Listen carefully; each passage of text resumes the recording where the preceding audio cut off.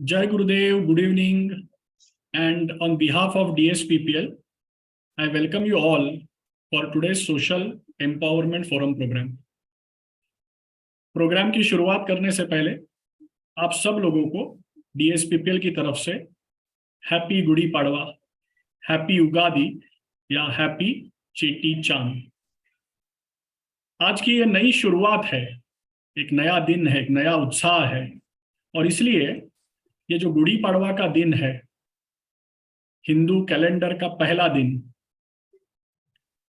उसको सही मायने में समझने के लिए आज का ये प्रोग्राम भी हमने इसी विषय पर रखा है, सिग्निफिकेंस ऑफ गुड़ी पड़वा। गुड़ी पड़वा का क्या महत्व है, उसके पीछे का विज्ञान क्या है, और जो रिचुअल्स करते हैं हम, उसके पीछे भी क्या विज्ञान है, ये जानने के लिए, समझने के लिए, चर्चा करने के लिए आज हमारे साथ है DSPPL के co-founder, director Kripa Chauksey. Kripa ji, welcome on this particular forum. Welcome on your own forum, I will say. I will introduce Krupa Chokshi. By qualification, she is a company secretary and MBA in marketing. As most of us know, she is a Reiki teacher conducting training programs in India as well as abroad. She is also a faculty member for some program that is spiritual orientation for management enterprise. This is a corporate training program, and she has been a faculty of this corporate training program for more than last 10 years. She is also a writer of book. She has co-authored books like Holistic Parenting and Personality Development, along with our sir, Ajit Telan. She is also CEO of Synergistic Business Research Firm and a member of NHRD. So thank you very much, Krupa, for joining today and acting as a faculty on our own forum. And now over to you. Thank you very much. Thank you, Pranjal. And once again, good evening to everybody. Jai Gurudev and Gudi Padwa की बहुत-बहुत शुभेच्छा सभी को. तो ये अपने forum में मुझे बोलने का मौका मिल रहा है. So I'm very happy. And this is one of the program के जहाँ पे हम festivals के importance के बारे में बता रहे हैं कि festival क्यों important है. Is it that only celebration, वहाँ पे हमें मजा करना है, मिठाइयाँ खानी है, इतना ही उसका significance है या फिर उसके पीछे कुछ और है. तो आज हम यहाँ से, since it is beginning of new year, it is a beginning of universe. इस दिन पे ही ब्रह्मा जी ने विश्व का क्रिएशन किया था. तो आज से ये फेस्टिव सीजन हम फिर से शुरू कर रहे हैं कि जहाँ पे हर एक फेस्टिवल के पीछे क्या साइंस है, हमें क्यों सारे रिचुअल्स करनी चाहिए, रिचुअल्स के पीछे क्या एंशिएंट साइंस छुपा है, उसके बारे में हम जानेंगे. Let us start with today's programme of Gudi Padwa. इसको अलग-अलग प्रांतों में अलग-अलग भी नाम से जैसे किया जाता है, तो उसके बारे में भी हम डिस्कस करेंगे. So can you all see this presentation?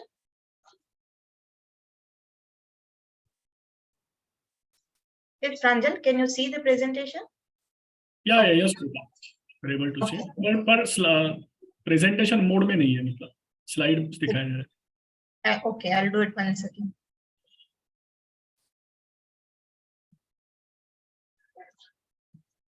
Me? Yeah, yes. Fine. Okay, तो आज हम जानने वाले हैं the significance of Gudi Padwa. क्यों करना है, उसके पीछे क्या रीजन है, क्या सिर्फ वहां पे एक लाठी लगाते हैं, उसके ऊपर कलश रखते हैं. आज से एक न्यू ईयर का बिगनिंग है. इतना ही है कि इसके पीछे बहुत बड़ा साइंस छुपा है, तो उसके बारे में हम जानेंगे.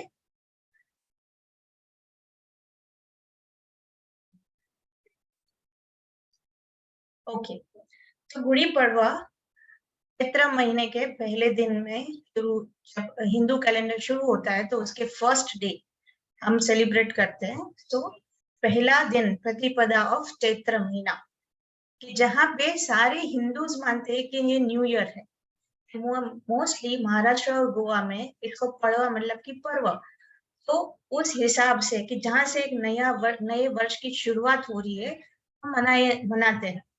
अभी ये अलग-अलग प्रांतों में अलग-अलग नाम से मनाया जाता है, लेकिन बेसिकली अगर हम देखें तो ये है पूरे भारतवर्ष के लिए, पूरे विश्व के लिए ये पर्व मनाए जाने वाली बात है, जिसको हम आगे देखेंगे. नेम गुड़ी, ये जो गुड़ी नाम कहाँ से आया? So it has come into existence as a combination of two words.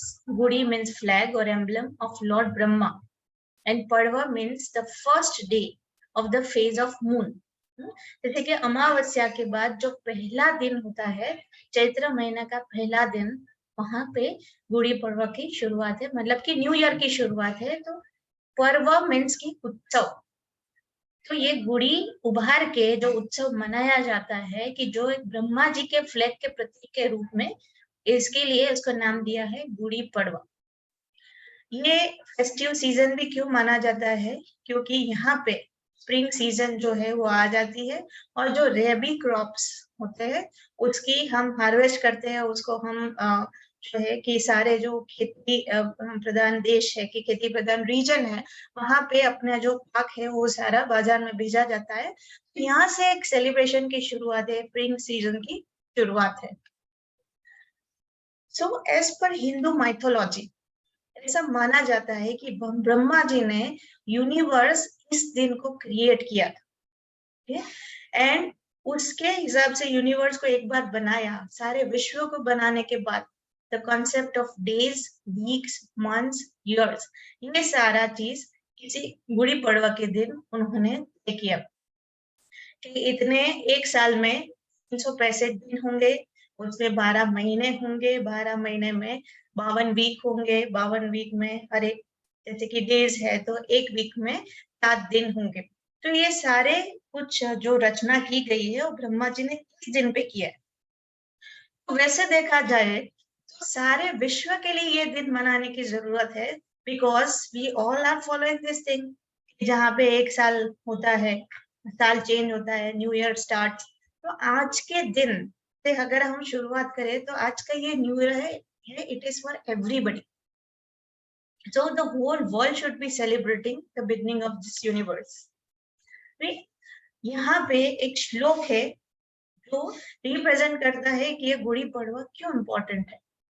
ब्रह्म ध्वज नमस्तेस्तु सर्वाभीष्ट फलप्रद प्राप्ते अस्मिन् वत्सरे नित्यं मुद्गृहे मंगलम कुरु।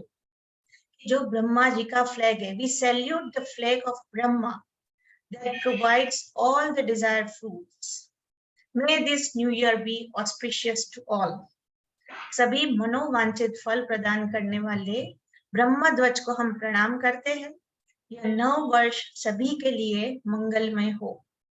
तो ये गुड़ी का हम तो पूजन करते हैं, गुड़ी को जब हम नमन करते हैं तो इसी भावना से कि ये जो सारा वर्ष है सभी का अच्छा जाए और जो जो मनोवांछित चीजें हैं हर एक के मन में वो सारी अच्छी तरह से पूर्ण हो जाए और पूरा साल मंगलमय हो, इसी शुभेच्छा से ये गुड़ी को हम उभारते। ऐसा भी माना जाता है कि भगवान राम इसी दिन अयोध्या लौटे थे 14 वर्ष के वनवास के बाद। जब रावण को मार के सीता जी को वापस लाए थे तो वो यही दिन था। तो ये से भी सेलिब्रेट करने लायक दिन है कि माता सीता घर पे आई, भगवान राम अयोध्या में वापस लौटे और फिर से राम राज्य स्थापित हुआ। सारे विश्व में ये एक मनाने का उत्सव है, एक पर्व है।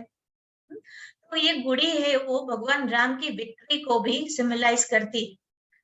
और इससे हमें क्या पता चलता है कि gudi is believed to ward off the evil from the society, invite prosperity and good luck into the house. तो जहां जहां ये गुड़ी उभारी जाती है ना वहां पे ये एक सिंबलाइजेशन है कि जहाँ पे सारी जो नकारात्मकता है, सारे जो दोष है, सारे जो ऐसी चीजें है कि जो नुकसान करता है उसको बाहर भगा के हर एक घर में एक बहुत अच्छी समृद्धि हो, हर एक घर में स्वास्थ्य हो, हर एक घर में शुभता फैले, इसी भावना से गुड़ी उभारी जाती है। अभी आप देखो कि गुड़ी महाराष्ट्र में और गोवा में ये उभारी जाती है तो उसमें एक तो पहले बाम्बू का स्टिक होता है, उसके ऊपर एक सिल्क का कपड़ा होता है, उसके ऊपर नीम के पत्ते होते हैं, फिर मैंगो लीव्स होते हैं और उसके ऊपर एक कलश होता है रखा जाता है। वो क्या सिंबलाइज करता है? तो जैसे कलश है कि जो बहुत चकचकित होता है, जो तांबे का, और पहले के जमाने में सोने का कलश रखते थे। जब सूर्य प्रकाश उसके ऊपर गिरता था तो पूरा प्रज्वलित हो जाता था, हर जगह पे सूर्य की किरण फैलते थे। ये विक्ट्री, सक्सेस को, यशस्वी को रिप्रेजेंट करता है। दूसरा है पुष्प का हार, यहाँ पे हमें पिक्चर में भी दिखाई दे रहा है, जो डिविनिटी और मांगल्य को रिप्रेजेंट कर रहा है कि हर एक घर में ये हो। फिर जो साड़ी थी, तो जरी की साड़ी हम हमेशा लगाते हैं, जरी का कपड़ा लगाते हैं, तो वो वेल्थ एंड प्रॉस्पेरिटी को रिप्रेजेंट करता है। फिर श्रीफल, तो जहाँ पे एक पूजा की जाती है तभी एक श्रीफल रखा जाता है कि जो कि इनेट पावर्स को, सिद्धि को रिप्रेजेंट करता है कि हर एक घर में रिद्धि भी हो और सिद्धि भी हो। उसके बाद जो कड़ू लिंब, मतलब कि जो नीम के पत्ते हैं, कड़वे नीम के पत्ते, कड़ी लीव्स नहीं, तो ये आरोग्य प्रदान है कि हर एक घर में स्वास्थ्य हो। फिर जो बाम्बू की काठी है, सामर्थ्य को तो रिप्रेजेंट करती है लेकिन उसके साथ साथ ये फ्लेक्सिबिलिटी को भी रिप्रेजेंट करती है, क्योंकि हर एक जो सामर्थ्यवान इंसान होता है ना वो फ्लेक्सिबल होता है, वो हर एक परिस्थिति में ढल जाता है, इसलिए उसको कभी संवेदना नहीं होती, वो संवेदनशील है, वो हर बार हर जगह पे अपने कार्य शुभ करता है और देखता है कि हर एक उसने उसके जो अनुसंधान में जुड़े हुए लोग हैं, हर एक इंसान स्वस्थ रहे, आनंद में रहे, तो वही इंसान को पावरफुल हम कह सकते हैं। आज देखो पावर रिप्रेजेंट करता है, अगर हम किसी को निकाल दे, नौकरी से निकाल दे, तो उसको पावर माना जाता है। लेकिन पहले के जमाने में जो पावर किसको कहते थे, कि जो सामर्थ्य, तो सामर्थ्य एक तो इनेक्ट एबिलिटी, खुद के भीतर का सामर्थ्य कि कोई भी परिस्थिति में हम ढल नहीं जाए, और ये इनेट पावर्स भी कब काम में आते हैं, कि जब फ्लेक्सिबल है, we have that resilience management system within us which is so much strong, कोई भी परिस्थिति आए हम अंदर से हिलेंगे नहीं। ये सामर्थ्य को रिप्रेजेंट करता है। और जो हल्दी और कुमकुम हम गुड़ी के ऊपर भी डालते हैं, और वहां पे एक सुपारी रखी होती है तो उसके ऊपर भी डालते हैं, तो सौभाग्य मतलब कि ब्लेसिंग्स को रिप्रेजेंट करता है। ये गुड़ी पड़वा में आप देखो कि हम सारी चीजें मांगते हैं भगवान से, success, divinity, wealth, innate powers, health, power and blessings, यशस्वी, मांगल्य, वैभव, सिद्धि, आरोग्य, सामर्थ्य, सौभाग्य। तो अगर इतना मिला, हम बिल्कुल समृद्ध हो गए, हमें जीवन हमारा बहुत आसानी से गुजरेगा। क्योंकि जो भी समस्याएं आती है, या तो हेल्थ रिलेटेड होती है कि जहाँ पे स्वास्थ्य अच्छा नहीं रहता, इसके लिए इंसान परेशान है, बहुत मेहनत करता है लेकिन सक्सेस नहीं मिलता, तो फिर भी इंसान दुखी हो जाता है। जहाँ पे मांगल्य है, जहाँ पे भगवान का वास है, वहां पे सब शुभ ही होगा। और जब ये डिविनिटी फैलेगी तो हम अपने भीतर की डिविनिटी को एक्सपीरियंस करेंगे। तो वैभव है कि जहाँ पे कभी पैसों की कमी नहीं होगी। Wealth represents not only the monetary wealth, but it also represents की कला, इट ऑल्सो रिप्रेजेंट्स विद्या। ये सारी चीजें वो वैभव आएगा। और सिद्धि, नेट पावर्स, अपने भीतर के जो छुपे हुए पावर्स है, ये जो है, तो ऐसा कहा जाता है कि मनुष्य में बहुत ताकत है, लेकिन वो ताकत हम हार्डली एक्सपीरियंस करते हैं, शायद 2%, 3%। बाकी के जो पावर्स है, बाकी की जो शक्तियां है, उसको हम एक्सपीरियंस करेंगे और वो हमारे भीतर जागृत होगी। फिर फ्लेक्सिबिलिटी नहीं होती है तो भी हम दुखी, कोई भी परिस्थिति में हम ढल नहीं सकते, तो उसकी वजह से भी दुख आता है। And finally divine grace. हाँ, सब कुछ होगा लेकिन समझो कि शांति नहीं होगी। वो शांति कहाँ से प्राप्त होगी, कि जब हमारे ऊपर भगवान का आशीर्वाद होगा, गुरु का आशीर्वाद होगा। तो ये सारी चीजें अगर जीवन में मिल गई तो आनंद ही आनंद, तो life becomes a celebration. And ये गुड़ी से हम भगवान से ये मांगते हैं कि आज के दिन हमें ये सारा कुछ दे दो। अभी इम्पोर्टेंस दूसरा भी गुड़ी पड़वा का क्या है, ऐसा भी कहा जाता है कि शालीवाहन कैलेंडर वो यहाँ से शुरू हुआ था, कि जब किंग शालीवाहन, उसने हंस थे, had defeated the Huns invasion in the 1st century and returned to Paithan. तो शालीवाहन नाम के राजा ने हंस, जो लोगों ने आक्रमण किया था, हुन्स, उन लोगों ने जब आक्रमण किया था पहली सेंचुरी में, तो उनको मार के, उनको पराजित करके, फिर जब वो लौटे थे पैठन में, अपनी राजधानी में, तो उस दिन को भी गुड़ी पड़वा के हिसाब से ये संदर्भ में भी मनाया जाता है। अभी कहीं कहीं पे ये भी है कि एक प्रोफेसर थे जो of religious studies and Feldhaus, जो कि emeritus professor of State Arizona University USA में, तो उसने ये भी ढूंढ निकाला है कि in rural Maharashtra the festival is linked to Shiva's dance and coming together of community as they carry the gudi covers together to the Shiva temple. तो भगवान शिव के नृत्य के साथ भी इसको जोड़ा गया है कि जो शिव टेम्पल है वहां पे डांस भी होता है इस दिन, और जो सारे गांव के लोग हैं वो एकत्रित होके अपने अपनी गुड़ी लेके वहां पे भी उभारते। तो ये भी एक प्रथा है। एंड ये भी इस दिन से ये भी जुड़ा है कि महाराजा छत्रपति शिवाजी की, जो कि महाराष्ट्र में बहुत बड़े राजा माने जाते हैं और जो भगवान के अवतार माने जाते थे, भगवान शिव के, तो उनका भी राज्य अभिषेक इसी दिन हुआ था। इसीलिए महाराष्ट्र में गुड़ी पड़वा का तो बहुत ही इम्पोर्टेंस है। लेकिन दुर्दैव से और रीजन में हम इस दिन को उत्पत्ति दिन तक के हिसाब से नहीं मनाते। मनाना बहुत जरूरी है क्योंकि इसी दिन ब्रह्मा जी ने यूनिवर्स का क्रिएशन किया। और हम जब कुरुक्षेत्र गए थे तो तभी कुरुक्षेत्र में एक ब्रह्मा सरोवर है जो कि बहुत बड़ा सरोवर है। तो कहा था कि ब्रह्मा जी ने जब विश्व की उत्पत्ति की उसके पहले यहाँ पे एक यज्ञ किया गया था।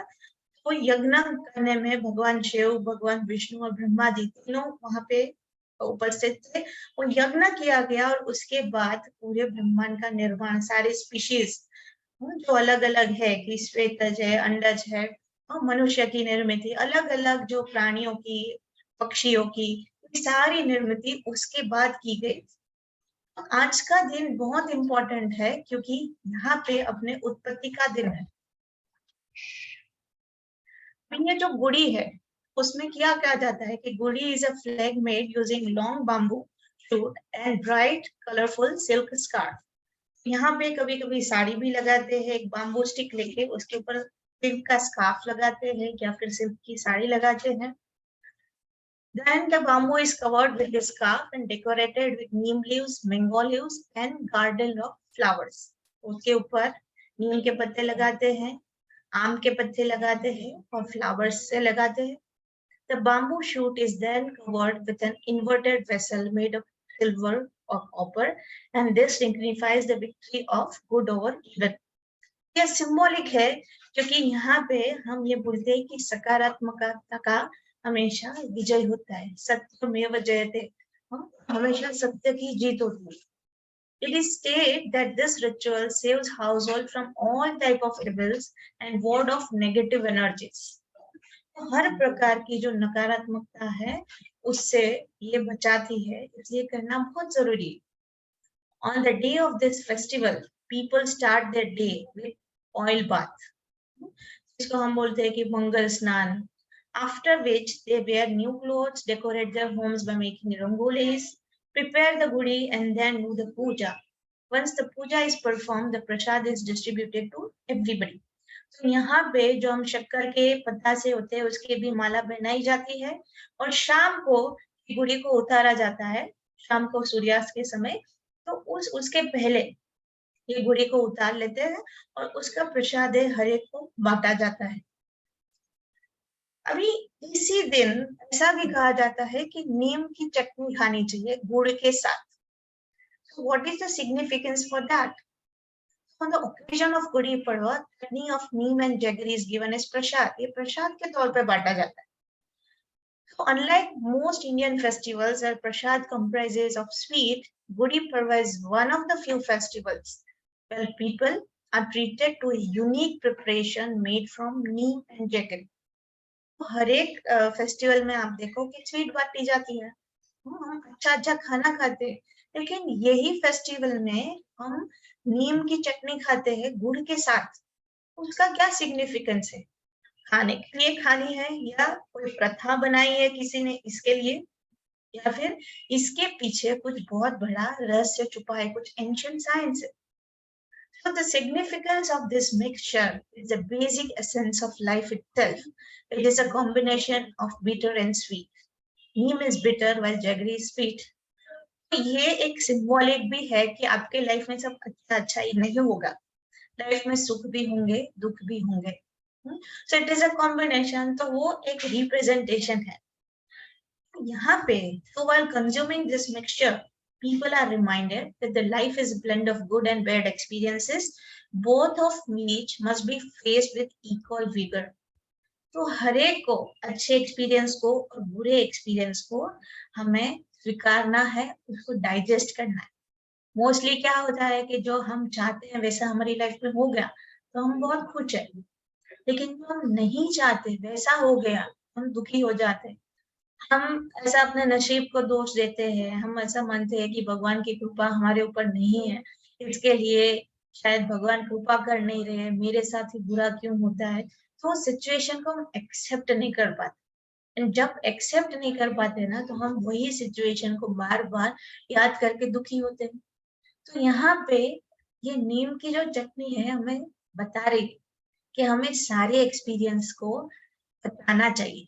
सारे एक्सपीरियंस अच्छे बुरे हमारे अच्छे के लिए ही होते हैं और भगवान तो आशीर्वाद देने के लिए बैठे हैं। लेकिन कभी कभी हमारे कर्मों के हिसाब से जो हमें मिलता है वो भुगतना भी पड़ता है। तो पता नहीं कि ये जन्म में शायद हमने कुछ नहीं किया, लेकिन पिछले जन्म का कुछ किया होगा, उसका आज हमें परिणाम भुगतना पड़ रहा है ना? तो उस हिसाब से हमें सिर्फ स्वीकारना है, क्योंकि जीवन में अच्छे बुरे एक्सपीरियंसेस तो आते रहेंगे, लेकिन वो एक्सपीरियंस हम दो तरीके से झेल सकते हैं, एक तो हंसते हुए या रोते हुए। तो हंसते हुए अगर वो एक्सपीरियंस को ले लेंगे तो शायद वो दिन जल्दी कट जाए, और बुरे समय पे रोते हुए लेंगे तो हम और दुखी होंगे, हम और बीमार होंगे, है ना? तो इस हिसाब से we have to take the life as it comes. दूसरी चीज क्या है कि इस नीम की चटनी क्यों खानी चाहिए, अपने बॉडी पे उसका क्या असर होता है? The enzyme in neem and jaggery has the power to flush out all the waste and toxins from the body. This mixture works as a natural detox solution for the body. तो ये आप देखो कि ठंडी के बाद ये जब स्प्रिंग सीजन आती है, जब वसंत ऋतु आती है, तो उसमें ये सारे फेस्टिवल्स है। तो सर्दी जो है कि ठंडी के मौसम में हमारे शरीर में कफ भर जाता है, और ये सीजन में वो कफ है वो निकलता है। तो उस हिसाब से ये जब नीम की चटनी खाते हैं गुड़ के साथ में, तो अपने शरीर में जो भी टॉक्सिन्स जमा हो गए हैं, जो विंटर में हमने जो कुछ भी खाया है उसके टॉक्सिन्स जमा हो गए हैं, ये सारे टॉक्सिन्स यहाँ पे निकल जाता है और अपना बॉडी डिटॉक्स हो जाता है। okay? तो इसके लिए खाना जरूरी है। दूसरी चीज ये भी है कि अभी समर की शुरुआत है, यहाँ से आपने देखा होगा कि गर्मी भी बढ़ गई है, जो धूप हम बाहर निकलते हैं तो वो भी हमें ऐसा अभी धूप है वो चुभती है। तो अपने जो अल्ट्रा वायलेट रेज सन में से निकलती है, उसको भी अपनी स्किन को प्रोटेक्ट करने के लिए ये जो चटनी है वो काम में आती है, और हमारा कॉम्प्लेक्शन को भी वो अच्छा करती है। एक और चीज है इसमें कि ये जब हम खाते हैं नीम की चटनी गुड़ के साथ, तो हमारा मेटाबॉलिज्म उसको भी वो ठीक करता है, और अपने बॉडी में जो फैट सेल्स है उसको भी बर्न करने में हेल्प करता है। तो अपनी जो प्रजनन की प्रक्रिया है उसको बहुत अच्छे से वो एक्टिवेट कर देता है, कि जिस हिसाब से अगर वो मंद पड़ी है तो ये चटनी खाने से फिर से एक्टिवेट हो जाएगी, और जो फैट सेल्स अपने बॉडी में कहीं पे जमा हो गए हैं तो वो भी बर्न हो जाएंगे, वो भी जल जाएंगे, और हमारा शरीर फिर से स्वस्थ हो जाएगा। दूसरी चीज क्या है कि नीम लीव्स को, नीम के पेड़ को भी बहुत महत्व है और उसके पत्तों को भी बहुत बड़ा महत्व है। कहा जाता है कि नीम का पेड़ जहाँ पे हो वो सारा मॉइस्चर जो है वो मिट्टी में बनाए रखता है, ठीक है? तो नीम लीव्स जो है, it has power to kill the micro organisms that harm the human body and destroy the worms in the stomach. तो माइक्रो ऑर्गेनिजम्स जो अपने शरीर को नुकसान करता है उसको भी वो मार देता है, और अगर स्टमक में पेट में किसी को कृमि है तो नीम के पत्ते खाने से वो भी मिट जाती है। तो इसके लिए भी आज के दिन ये नीम की चटनी खाई जाती है। दूसरी चीज है it helps in boosting the immunity power. तभी ये जो 2-3 साल अपने गुजरे बहुत डिफिकल्ट गुजरे कोरोना काल में, सभी ने फोकस किया अपनी इम्यूनिटी को बढ़ाने में, लेकिन अपने पूर्वजों ने ये अपने डे टू डे लाइफ में ला के रखा कि जब सीजन चेंज होती है तो हम बीमार पड़ते ही हैं। और जब बीमार क्यों पड़ते हैं? क्योंकि अपना शरीर जो है वो सीजन को एडजस्ट होता है। तो अपने आयुर्वेद में ये कहा गया है कि जो सीजन अभी आ रही है ना, उसके पहले से अगर हम भोजन जो हम कर रहे हैं, जो खाना खा रहे हैं, उसमें थोड़ा चेंजेस लाए, क्योंकि ऋतु के हिसाब से कुछ पदार्थ खाने चाहिए, कुछ नहीं खाने चाहिए। तो उस हिसाब से हम खाए ना तो अपना बॉडी प्रिपेयर हो जाता है नेक्स्ट सीजन के लिए। और इसके लिए आयुर्वेद जो मैं 100% अगर उस हिसाब से हम जाए कि जो सीजन में जो कहा गया है वही धन्य खाए, वही हम फल खाए, वही हम बाकी के पदार्थ के कुछ सीजन में दूध पीना चाहिए, कुछ सीजन में नहीं पीना चाहिए। अगर इस हिसाब से हम जिएंगे हम बिल्कुल स्वस्थ रहेंगे। पर इसको कहते हैं नेचुरल इंटेलिजेंस, कि हम आर्टिफिशियल इंटेलिजेंस के पीछे इतने दौड़ रहे हैं कि कहीं ना कहीं जो नेचुरल इंटेलिजेंस था कि जिसको हमारी बॉडी एक्सेप्ट करती थी, रिएक्ट करती थी, उसको हम वो ज्ञान को हमने भुला दिया है। तो हमारे पूर्वज जो थे वो इतने इंटेलिजेंट थे कि उन्होंने अपने डे टू डे लाइफ में कुछ कुछ रिचुअल्स बना के हर एक को स्वास्थ्य प्रदान हो, ऐसे ही उन्होंने एक सिस्टम डिजाइन किए। ठीक है, ये ऐसा भी है कि it helps in preventing ulcers in the stomach. जो नीम की चटनी है वो खाने से अगर पेट में किसी को अल्सर है तो वो भी मिट सकता है और वो प्रिवेंट भी हो सकता है। फिर neem and jaggery as a mixture have many anti-inflammatory properties and therefore they help wounds to heal faster. इसको नीम के पत्ते को एंटी इंफ्लेमेटरी प्रॉपर्टीज है और दोनों का मिक्सचर मिला के वो एंटी इंफ्लेमेटरी प्रॉपर्टीज ज्यादा हो जाती है।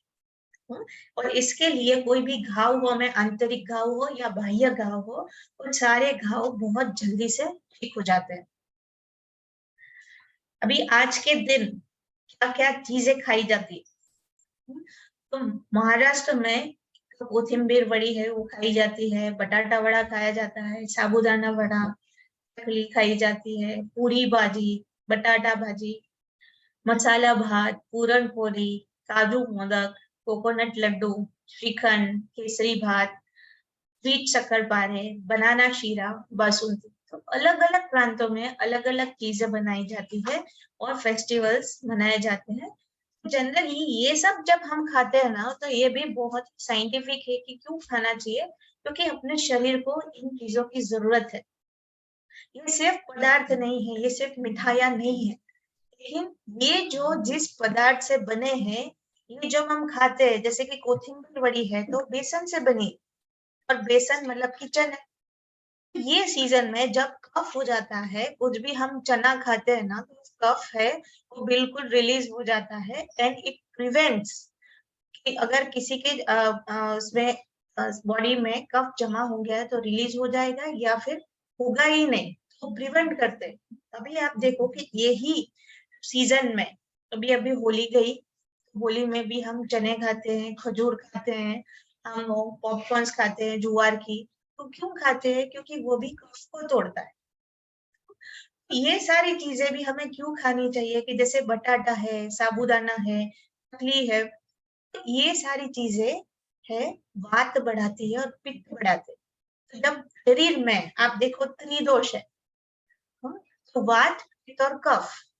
जब कफ बढ़ा है ना तो तभी हम वात और पित्त को बढ़ाएंगे, कफ है वो डाइल्यूट हो जाएगा। देखिए ये सारे पदार्थ आप देखो उसमें कहीं ना कहीं या तो वात बढ़ता है या पित्त बढ़ता है। अभी पूरे भारत में आप देखो कि अलग अलग नाम से ये फेस्टिवल मनाया जाता है। तो हम देखेंगे कि उगाड़ी, गुड़ी पर्व, बिशु, बैसाखी, बिहू, पोलिया, बोईशाख, ये जो है नवरात्रि, क्योंकि अभी चैत्र नवरात्रि भी चल रही है, चेटी चांद है, नवरे है, तो उसके बारे में हम देखेंगे कि कौन से रीजन में हम किस प्रकार से फेस्टिवल को मनाते हैं। जैसे बिहू नाम का फेस्टिवल आसाम में लोग आसाम में मनाते हैं कि ये भी हार्वेस्टिंग सीजन है, कि जहाँ पे जो पदार्थ उन्होंने उगाए हैं अपने खेतों में उसका अभी पक तैयार हो गया है, तो it is a time to celebrate. Hindi लोग है वो चेटी चांद के हिसाब से आज का दिन मनाते हैं। जो कश्मीरी पंडित है वो जम्मू एंड कश्मीर में नवरे के नाम से इस फेस्टिवल को मनाते हैं। तो पहला बैसाख बंगालीज जो है वो पहला बैसाख नाम से आज का दिन मनाते हैं। तमिलनाडु में तमिल लोग पुथंडू नाम से इस फेस्टिवल को मनाते हैं। संवत्सर पर्व among Hindu Konkanis of Goa, Konkani diaspora in Kerala. जो कोंकणी लोग हैं वो संवत्सर पर्व नाम से इस फेस्टिवल को मनाते हैं। बैसाखी या Vaishakhi among the Punjabis in Punjab, Vishu or among the Malayalis in Kerala, and Ugadi or Yugadi in South Indian states of Karnataka, Andhra Pradesh and Telangana. तो आप देखो कि पूरे भारतवर्ष में हम किसी ना किसी रूप से ये फेस्टिवल को मनाते हैं, लेकिन एक हमें यूनिवर्सल चीज करनी चाहिए, जहाँ पे इस दिन को एज अ क्रिएशन डे ये मनाना चाहिए पूरे विश्व में, क्योंकि अगर क्रिएशन होता ही नहीं तो विश्व बनता ही नहीं। और विश्व में ये सारी जो सिस्टम बनाई गई है, अलग अलग स्पीशीज जो भगवान ने बनाई है, वो आज ही के दिन बनाई। तो उस हिसाब से सारे विश्व भर में इसका सेलिब्रेशन होना चाहिए, and I think we should promote it more and more. Guruji ने क्या मैसेज दिया है कि गुड़ी पड़वा हमारे लिए क्यों जरूरी है एज अ साधक। Sadhak should declare this festival as the festival of purity of thought, ideas and emotions. क्योंकि आप जानते हो कि अपने आइडियाज, थॉट्स एंड इमोशंस कहाँ पे जनरेट होते हैं? अपने चित्त में।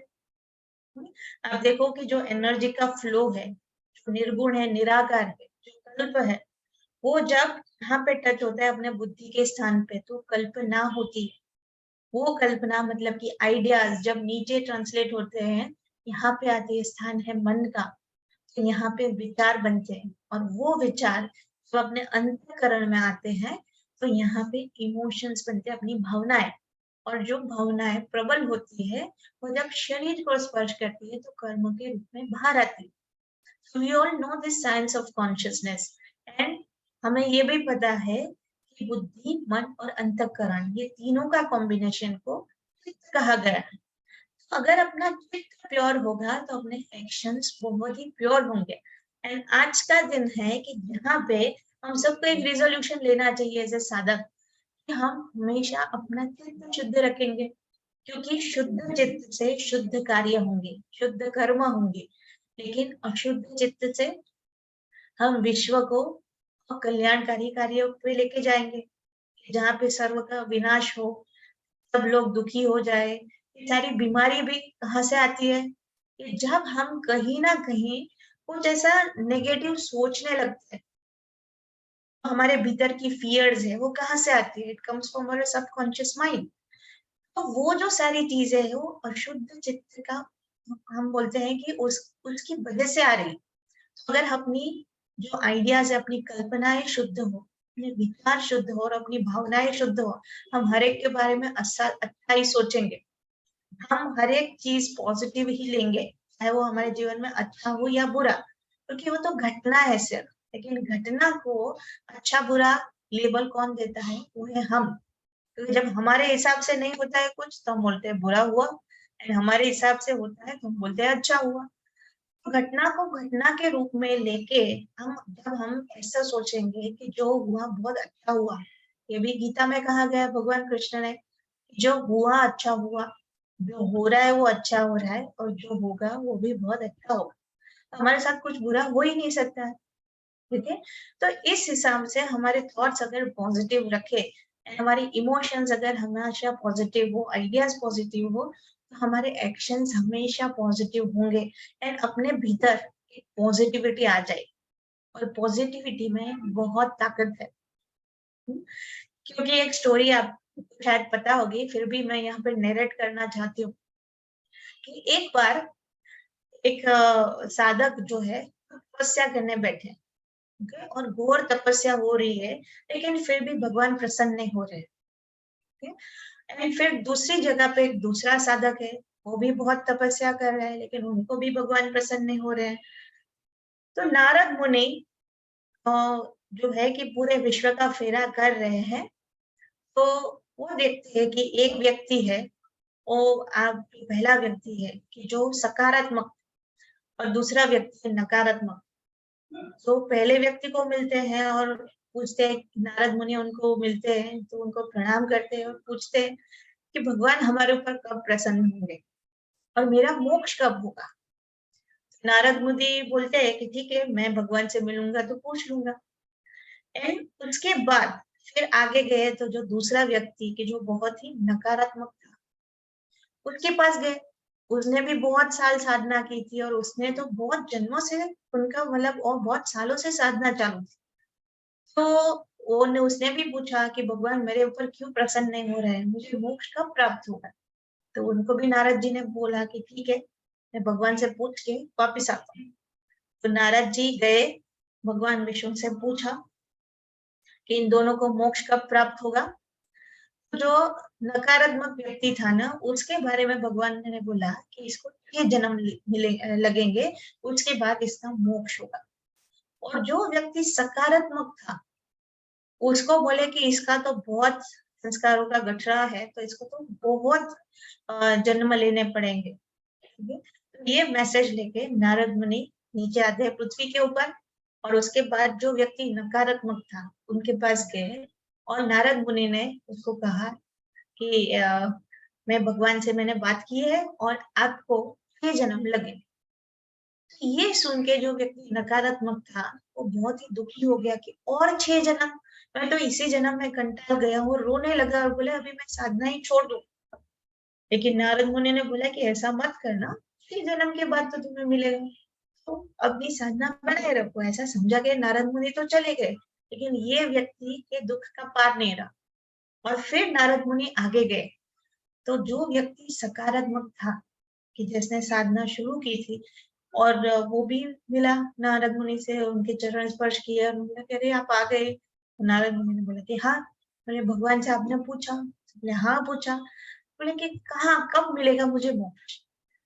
नारद मुनि यहाँ पे थोड़े दुखी हो गए, और उसने बोला कि देखो, तुम जिस पेड़ के नीचे बैठे हो ना, वो पेड़ में जितने सारे पत्ते हैं, उतने जन्म तुम्हें लगेंगे मोक्ष प्राप्त करने के। नारद मुनि सोच रहे थे कि उसको तो बोला था 6 जन्म, तो वो इतना रोने लगा, तो इसका क्या होगा। नारद मुनि ने जब उसको बताया कि तुम्हें इतने सारे जन्म लेने पड़ेंगे, तो आदमी नाचने लगा, और नाचने लगा। तो नारद मुनि हैरान हो गए कि अरे तुम नाच क्यों रहे हो, तुम्हें तो इतने सारे जन्म लेने पड़ेंगे। तो बोले मैं इसलिए नाच रहा हूँ कि इतने जन्म के बाद तो मुझे मोक्ष मिलेगा। कहा जाता है कि उस व्यक्ति की जो सकारात्मकता थी, उस व्यक्ति का जो भगवान के ऊपर भरोसा था, उस हिसाब से उसी टाइम पे एक आकाशवाणी हुई, और उसको कहा गया कि तुम्हें मोक्ष अभी प्राप्त हो रहा है, उसको हो गया। तो ये सकारात्मकता अपने जीवन में बहुत जरूरी है। तो we can, faith can move mountains. तो कभी भी ये अपने भीतर ना आए, इसके लिए गुरुजी ने मैसेज दिया है कि we should have purity of ideas, thoughts and emotions. Then display their faith in the strength of goodness, tolerance, perseverance and flexibility. तो कहीं ना कहीं हमें ये भी लगने लगा है, जो अच्छे लोग हैं ना विश्व में, वो मानने लगे कि अच्छा ही वीकनेस है, किसी को हेल्प किया तो अपना गलत फायदा ले लेगा। तो कहीं ना कहीं अच्छे लोग आज अपने शेल में जा रहे हैं, अच्छा कार्य करने से खुद को रोक रहे। तो ये अपनी स्ट्रेंथ है, we should not lose faith in that, क्योंकि हमेशा सत्य ही विजयी होती है। और हमेशा जब हम अपनी, जो हम बोलते हैं कि सकारात्मकता, अपनी अच्छाई दिखाते हैं ना, तो भगवान हमारे साथ होता है।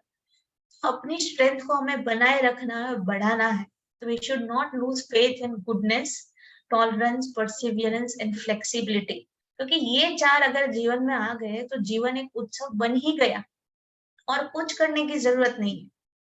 एंड तीसरी चीज गुरुजी ने क्या बताई, express their solidarity with truth and pronounce to the world that this life is not a bad experience as it is made out to be. Do not lose hope in goodness.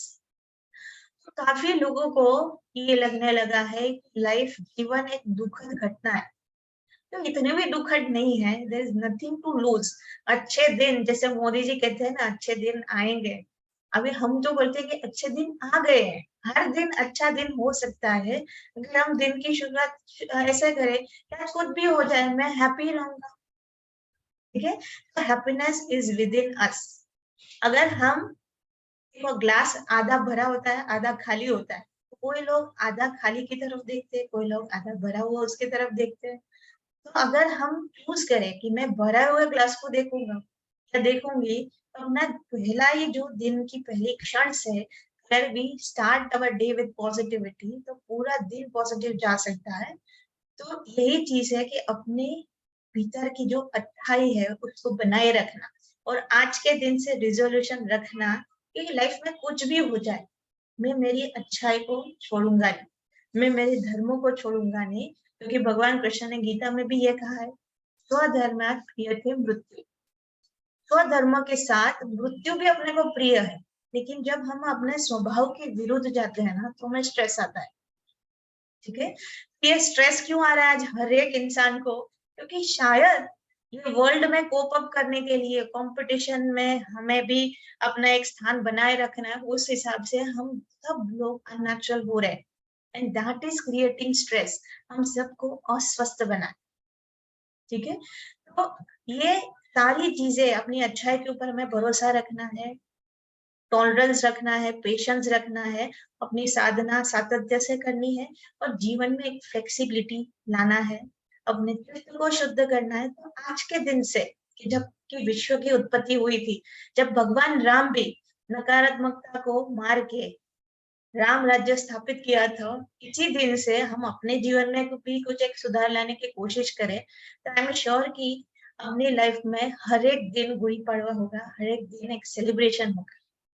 एक और चीज आप देखिए कि गुड़ी पड़वा मतलब कि transition है, कि जहाँ पे सीजन, एक सीजन से हम दूसरे सीजन में जा रहे हैं, अभी वसंत ऋतु के बाद ग्रीष्म ऋतु शुरू होगी, तो ये चेंज है। बट ये चेंज है वो चैलेंज बन जाता है कब? कि जब अपने भीतर लेजीनेस आ जाता है, आलस्य आ जाता है, और अपना अप्रोच जो है वो ऐसा हो जाता है कि कुछ नहीं करना है, बैठे रहना है। लेथार्जी आ जाती है कि जब हम जीवन में हताश हो जाते हैं, निराश हो जाते हैं, अपना एंथुसियाज्म खो जाते हैं, और किसको अफेक्ट करता है? अपनी एबिलिटीज को। आप देखो, इसके लिए अच्छे अच्छे लोग जब लेथार्जिक हो जाते हैं ना, तो बहुत एबल होते हैं, लेकिन उनका माइंड फोकस नहीं कर पाता, वो गलतियां कर बैठते। तो कहीं ना कहीं ये दोनों, लेजीनेस और लेथार्जी, वो तीसरे ई को जन्म देता है, वो है ईगो। हम कि जो एक एटीट्यूड का निर्माण करता है, कि जहां पे हम फ्लेक्सिबल है ही नहीं, जहाँ पे हम सकारात्मकता नहीं ला रहे हैं, तो अपना एटीट्यूड पॉजिटिव नहीं होगा, एंड इसकी वजह से every change becomes a challenge. तो हमें हर एक चैलेंज को सिर्फ ऐसा ही मानना है कि एक परिस्थिति में बदलाव है, और वो उसको हम चैलेंज क्यों मानते हैं? क्योंकि ये डबल एल एंड ई अपने भीतर आ गया। तो उसको अगर हम संभालें, तो अपनी एटीट्यूड, एबिलिटीज एंड अप्रोच को अगर हम पॉजिटिव रखें, तो आई एम श्योर कि हर एक चेंज जो है वो सुहाना होगा, हर एक चेंज है जिसमें हमें आनंद मिलेगा, and change is the another name of life. Life में सब एक जैसा ही रहेगा तो कुछ मजा नहीं होगा। This is the way our life also transcends. हम अगर बच्चे ही रहे, लाइफ में कुछ मजा नहीं है। तो हम, क्योंकि जब बच्चे थे तो ऐसा लगता था कॉलेज में कब जाएंगे, तो कॉलेज में आए तो ऐसा लगता था ये पढ़ाई खत्म कब होगी, जब पढ़ाई खत्म हुई तो ऐसा लगता है कोई अच्छी कंपनी में जॉब लगेगी। वी नीड चेंज, क्योंकि इस हिसाब से अपना जीवन का निर्माण है। लेकिन वो चेंज को फेस करने की कहीं ना कहीं जब अपनी आंतरिक क्षमता नहीं होती है, इनर एबिलिटीज नहीं होती है ना, then every change becomes a challenge, and that is what makes us frustrated, depressed, and कहीं ना कहीं हमें टेंशन लाता है, कहीं ना कहीं स्ट्रेस आता है। तो अगर अपनी एबिलिटीज को संभाला, एटीट्यूड को संभाला और अप्रोच को संभाला, then every change can become a pleasant experience. Okay. So now I request Guruji to say something more about. Okay. So Guruji is suggesting कि अगर आपको कोई प्रश्न है तो आप पहले वो पूछ लो, उसके बाद गुरुजी थोड़ा और एक्सप्लेनेशन देंगे. If you got any questions, you can raise your hand. इस गुड़ी पर्व के बारे में, या फिर जो अभी हमने डिस्कस किया कि क्यों खाद्य पदार्थ किस हिसाब से खाए जाते हैं, तो उसमें कहीं पे भी if you got any questions you can please ask. या please Vipul ji. Okay, Vedika has raised the hand. Yes Vedika. जय गुरुदेव. अभी कृपा चौकसी ने बताया था ना वो गुड़ी सब, वो मेरे को ध्यान में आया. पर वो बोलती है ना, जब हम ये सब अपनी मन की स्थिति है वो बदल देंगे तब ये सब आ सकता है अपने जीवन में। वो कैसे बदलेंगे? कोई भी स्पिरिचुअल प्रैक्टिस करेंगे तो अपनी स्थिति बदल सकती है। तो इसके लिए आप रेकी करो, अग्निहोत्र करो, तो उस हिसाब से अपनी मन की स्थिति, अपना चित्त शुद्ध हो जाएगा। तो सातत्य से वो करना जरूरी है कि जिस हिसाब से हमेशा हमारा चित्त शुद्ध रहे। So, do you like to answer? Basically आप जो कहती हैं कि मन की स्थिति ठीक नहीं, इसका मतलब क्या? आप उसको इलैबोरेट कर सकते हो कि मन की स्थिति एग्जैक्टली क्या होनी चाहिए। शायद अपनी अपेक्षा की तरफ से हम नहीं बढ़ते, अपेक्षा पूरी नहीं होती ना, कहते हैं मन की स्थिति पूरी होगी।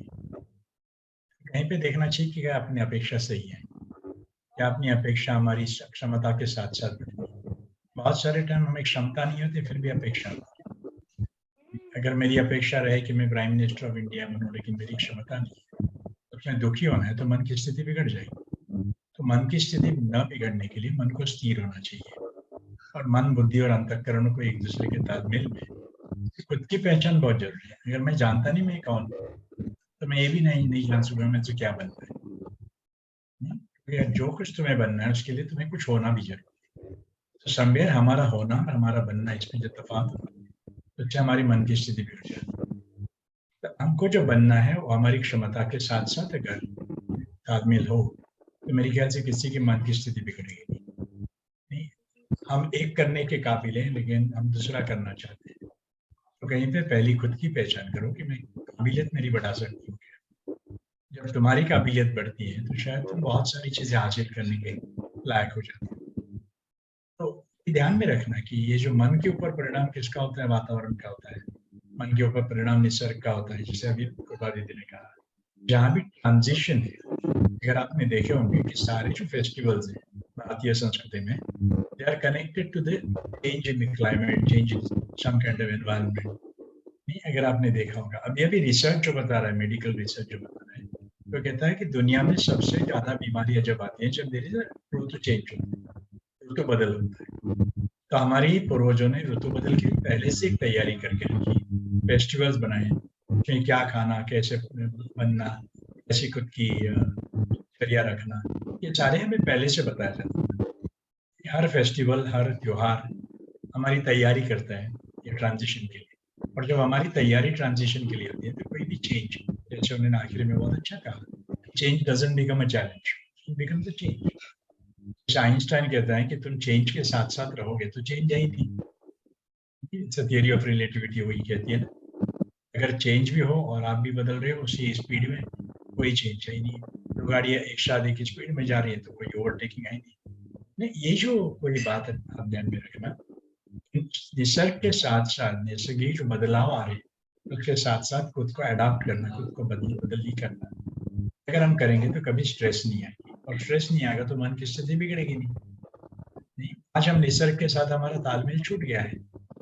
अगर आपने देखा होगा कि सारे फेस्टिवल में 3 चीजों की ध्यान में रखी जाती है, कि इंसान का खुद का इंटरेस्ट, दूसरा हमारी कम्युनिटी का इंटरेस्ट, और तीसरा एनवायरनमेंट का इंटरेस्ट। हम 3 स्तर पे काम करते हैं। जैसे यम नियम जो है, यम में हम क्या करते हैं कि हम न्यूसेंस न बने सारे वातावरण के लिए, कोई हमारे तरफ से कोई तकलीफ हो। नियम में हम क्या करते हैं कि हम यही करते हैं कि हम खुद के लिए भी एक वरदान बने, यानी हमारा शौच अच्छा हो, हमारा स्नान अच्छा हो, हम सुधरे, शुचित रहे। ये सारी बहुत जरूरी चीज, हमें गुस्सा नहीं आ जाए, क्योंकि हमारी रिएक्शन हमारे मूल से आती है। जो करीब करीब आप देखोगे ये तीनों का तालमेल करने वाली सारी त्योहार है। एक कम्युनिटी को साथ में रखना, साथ में आनंद व्यक्त करना। आज हम बड़े इंडिविजुअल हो गए, स्वार्थी हो गए, हमें ना फिक्र है निसर्ग की, ना हमें फिक्र है लोगों की।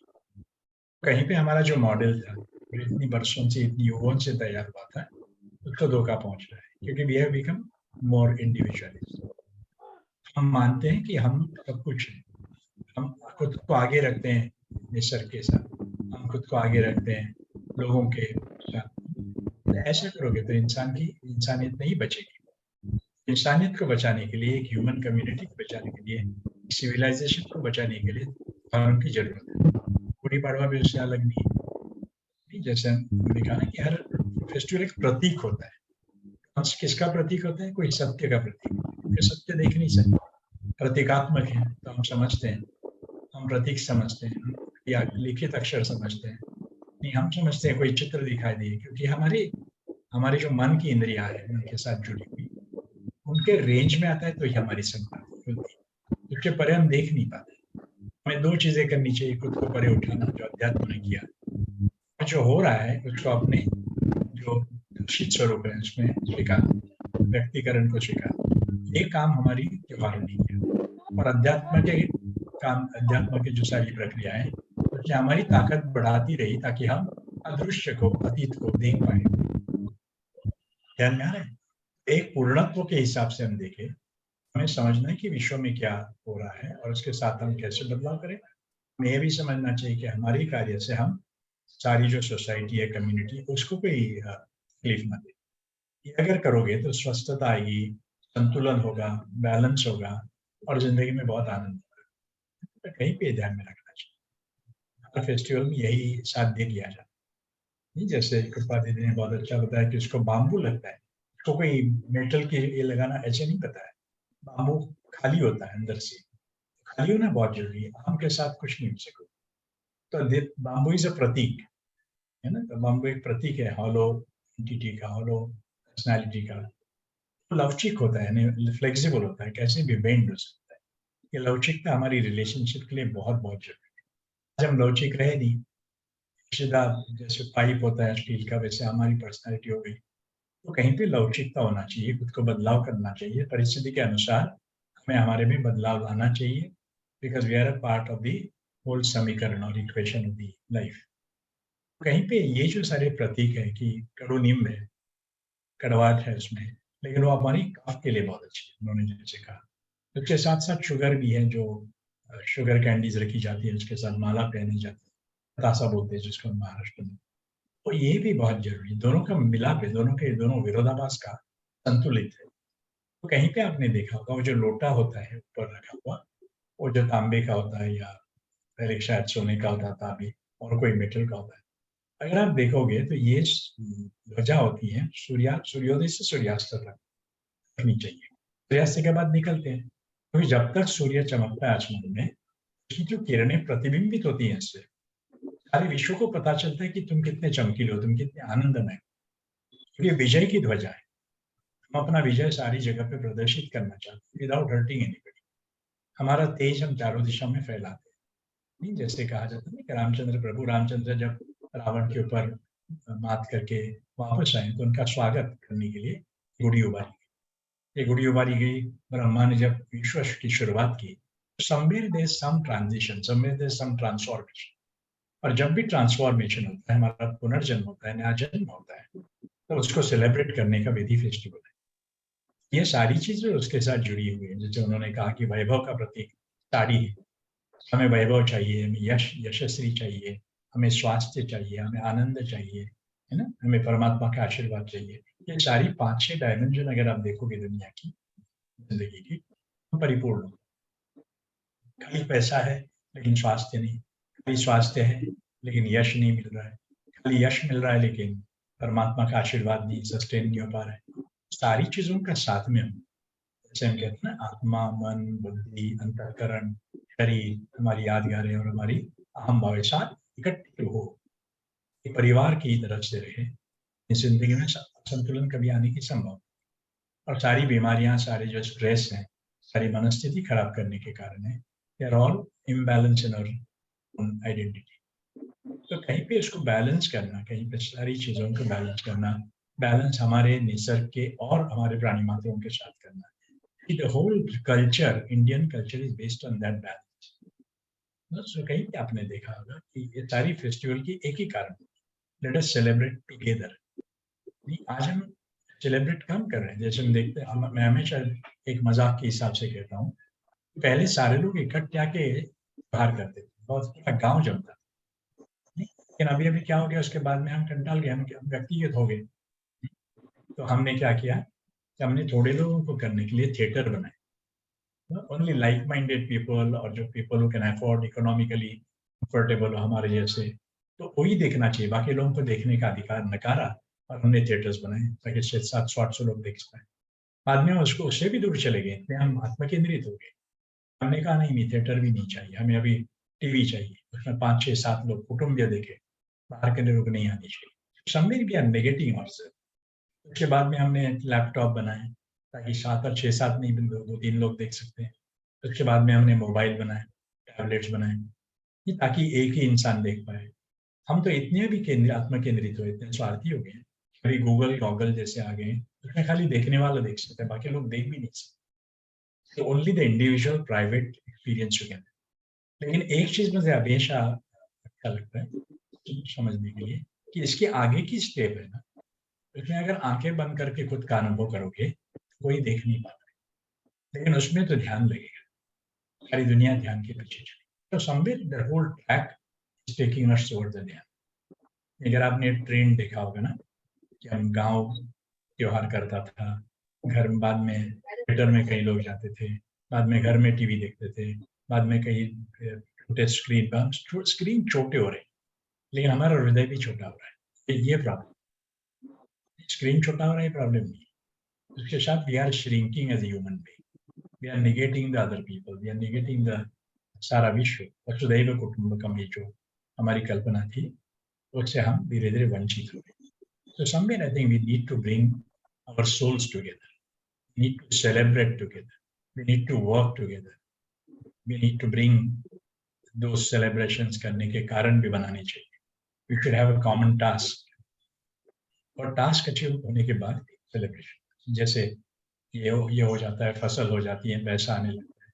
People used to celebrate and distribute it. You know? So it was a communal happiness. I read this point. Community happiness हम बहुत दूर है. I think these festivals, भले गुड़ी पाड़वा हो और कोई फेस्टिवल हो, होली हो, अभी होली भी हो गई, मैं सारे फेस्टिवल्स में कम्युनिटी का योगदान बहुत जरूरी है. Individual becomes a part of the community and community becomes a part of the universe. Then खुद को हम कह सकते हैं वसुधैव कुटुंबकम. Somewhere I think we need to do that. It's not about the soil, it's about the soul. अभी हम देखते हैं कि G20 की बात चल रही है, G7 की बात चल रही है, G5 की बात करती है, CHAD की बात चलती है, CHAD.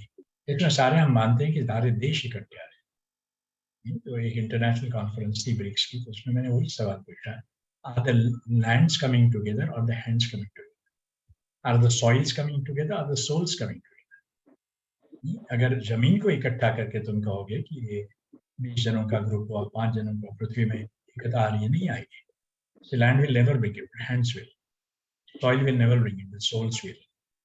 तो समवेयर हमें आत्मा की एकता लाना और एक परमात्मा की तरफ जाना, ये बहुत जरूरी है एज ए कम्युनिटी. और ये वरदान खाली मनुष्य जन्मों को मिला, इसके पहले एनिमल्स को नहीं है समझ. तो जो समझ मिली है उसको अच्छी तरह से सस्टेन करना और अल्टीमेटली अपने मूल स्वभाव को प्राप्त हो जाना, जिसको लोग मोक्ष कहते हैं, ये बहुत जरूरी है. तो कहीं पे सांकेतिक शब्दों से, सिंबॉलिक चीजों से हमें मूल चीज की तरफ जाना. We have to move from symbols. Because हर एक जन सिद्ध नहीं, हर एक जन साध्य नहीं कर पाता है ना. They need A for apple, B for ball, जरूरी है बच्चों को सीखना, लेकिन A for apple से भी बाहर आना चाहिए, है ना. A for A होना चाहिए, A for expression होना चाहिए, and finally I mean A for communication, that's all. So somewhere I think we should not get stuck with the festivals, but we should go beyond them by understanding. एक बार समझ पाओगे तो उसके आगे जा पाओगे. So this is all the message that we have for this particular festival of Gudi Padwa. तो मैं मानता हूँ कि बरस आप सबकी गुड़ी बढ़ते रहे, उभरते रहे, वो चमकता रहा लोटा. नहीं, सूर्य है तो ही चमक है, सूर्य के बिना चमक नहीं. That's how the God works. भगवान की जब कृपा होती है तो तुम चमक सकते हो. चमक is not because of the metal, चमक is because the light falling on the metal. नहीं, वही मेटल रात को देखोगे, सोना रात को देखोगे तो सोना सोना नहीं है, चमकेगा नहीं. अंधेरे में सोना चमकता है. Are you getting this? So, सोने को अपनी चमक दिखाने के लिए सूर्य प्रकाशित है, और इंसान की अपनी जो शांति है, सुख है, अपना सामर्थ्य है, उसको दिखाने के लिए भगवान की किरणों की जरूरत है. Are you getting this? तो भगवान की छत्र छाया में रहोगे तो ही चमक होगी, बल्ब के नीचे रहोगे तो लाइट मिलेगी, दूर चले जाओगे तो अंधेरा होगा. I think our culture always gives us a choice to be happy or not to be happy. Choice तो आपने को करनी है. Nobody is going to make a choice for you. ये समझ में आ रहा है? I think this should have answered most of the questions related to today's session. Yeah. Thank you very much for a patient listening. और कुछ कहना है, कुछ पूछना है तो जरूर पूछिए। या विपुल जी को सर कुछ सवाल था आई थिंक, या विपुल जी प्लीज आस्क योर क्वेश्चन। विपुल जी। नहीं, विपुल। हेलो। हाँ विपुल जी बोलिए। हाँ सर, हमारे जो हमने जो गोल किया है उस पर हम फोकस क्यों नहीं कर सकते सर?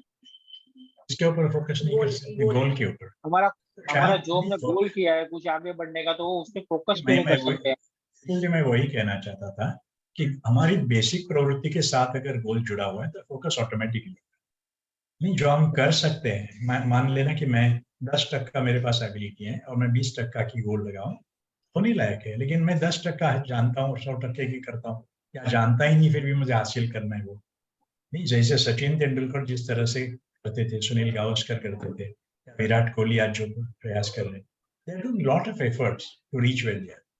हमें एफर्ट्स नहीं करने, हमें विराट कोहली जैसे होना है, हमें सचिन तेंदुलकर जैसे होना है, हमें बुमराह जैसे होना है, लेकिन वो जो मेहनत करते, हम मेहनत करने के लिए तैयार है।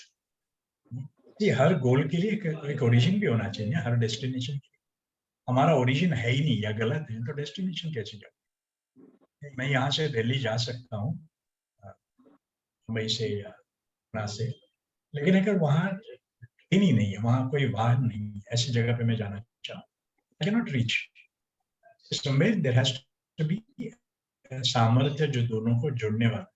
हमारी एक एबिलिटी होनी चाहिए, हमारी एबिलिटी हो, हमारा एटीट्यूड हो, हमारी अप्रोच सही हो, कोई भी गोल अचीव के लिए। हम लोग गिरनार जाते हैं ना, 10,000 सीढ़ियों का गोल रखते हैं, लेकिन 10,000 सीढ़ियों का गोल रखने वाले नहीं पहुंचते। सामने जो 10 सीढ़ियां देख रहे हैं ना, मुझे वो पार कर, the goal becomes achieved. So we should have the achievable goals. No, it should not have only goals.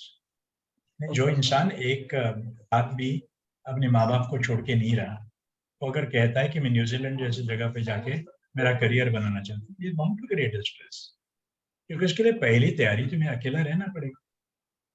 कभी रह ही नहीं, तैयारी हुई नहीं तुम्हारी, परीक्षा के लिए तैयारी नहीं की, उसके लिए परीक्षा चैलेंज है। लेकिन अगर तैयारी करके जाओगे तो परीक्षा कठिन नहीं होगी, डिस्ट्रैक्शन नहीं होगा, क्योंकि हमें पता नहीं कि हमें क्या चाहिए। प्रॉब्लम है हमारी चाहत होती है कि मुझे ये बनना है, हमारी इच्छा नहीं, इंटेंशन नहीं है, संकल्प नहीं है। तुम्हारी चाहत तुम्हारी संकल्प बनती है ना, तो अलग चीज। लेकिन संकल्प के लिए श्रद्धा होनी चाहिए, संकल्प के लिए मेहनत होनी चाहिए, संकल्प के लिए जिम्मेदारी उठाने की तैयारी होनी चाहिए। तो ये सारी हो तो तुम्हारी चाहत संकल्प बने और वो आसानी से आप पार कर सकते। जो इंसान गली में भी क्रिकेट नहीं खेल रहा और टेस्ट में सेंचुरी मारने की बात करता है, तो that may not be okay. So समय खुद को जानो, बाद में अपनी खुद की जो ये डेस्टिनेशन है उसको जानो, और बाद में सोचो कि कैसे जा सकते हो। थोड़ा गोल अगर अनअचीवेबल, थोड़ा ड्रॉप डाउन करो, बेंचमार्क बदलो। नहीं, अगर मैं 1000 सीढ़ी नहीं चढ़ सकता, 100 सीढ़ी तो चढ़ो। 100 सीढ़ी चढ़ो तो 105 चढ़ने के काबिल हो, 105 के बाद 110, 120 करते करते शायद मैं सारी सीढ़ियां पार कर। तो कहीं पे ध्यान में रखना कि ये बहुत जरूरी है। Okay sir, thank you. ध्यान में okay sir, thank you Vipul ji, thank you Guruji. Guruji दो बातें मैं कहना चाहता हूँ। आपने अभी जो कहा वेदर लैंड्स कमिंग टुगेदर और हैंड्स कमिंग टुगेदर, वो बहुत ही अच्छा लगा। हैंड्स कमिंग टुगेदर, हैंड से नमस्ते भी होता है, हैंड से सद्भावन आती है, हैंड से रिस्पेक्ट है, तो ये एकदम बहुत बढ़िया मैसेज। और दूसरा मुझे एक अभी ऐसा गाना भी था ना अंजल जी, साथी हाथ बढ़ाना, साथी एक अकेला तक जाएगा, मिलेगा वो जो। करेक्ट, विश्व कल्याण की, विश्व कुटुंब की बात है। और सर दूसरा एक था कि कृपा जी ने भी स्लाइड में दिखाया, change becomes a challenge because of the 3 things. तो मुझे याद आया कि एक फेमस कोट है कि be the change you want to see in the world. But सवाल ये है कि उसको एक्शन में कैसे लाया जाए। तो अभी शायद वो एक्शन का फॉर्मूला भी पता चला कि every change is a challenge, but if you are ready to work on our lethargy, reduce our laziness and manage our ego, then we can easily become that particular change. So thank you. Change remains a change only, it doesn't become a challenge. Correct sir, thank you very much. Yeah, any other question? Any other question?